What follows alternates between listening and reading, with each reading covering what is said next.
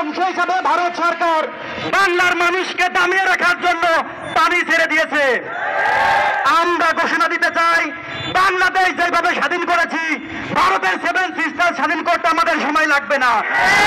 রক্ত যখন দিয়েছি, রক্ত আরো দেব।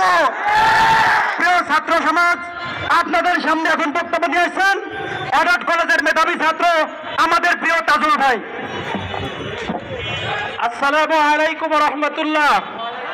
সংগ্রামী ছাত্র জনতা, আপনারা সবাই অবগত আছেন, গত 5 আগস্ট হাজারো ছাত্র জনতার শহীদের মাধ্যমে রক্তের বিনিময়ে আমরা বাংলাদেশকে আবার স্বাধীন করেছি। 5 আগস্টের স্বাধীনতার পরে ভারত সহ এই আওয়ামী লীগের গুন্ডা পান্ডা বিভিন্নভাবে চক্রান্ত করে আমাদের স্বাধীনতা নষ্ট করার চেষ্টা করেছে।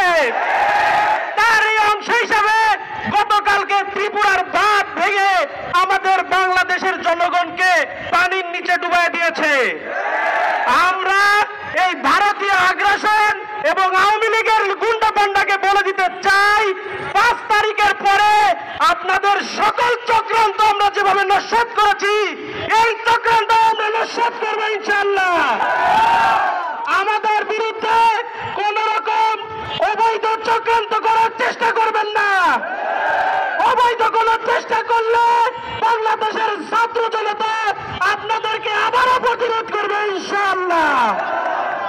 ভারতের আগ্রাসন আমাদের উপর যদি অব্যাহত থাকে, আমরা ভারতীয় সরকার মোদী সরকারকে স্পষ্ট করে বলে দিতে চাই, বাংলাদেশের সকল জনগণ আপনাদের বিপক্ষে চলে যাবে।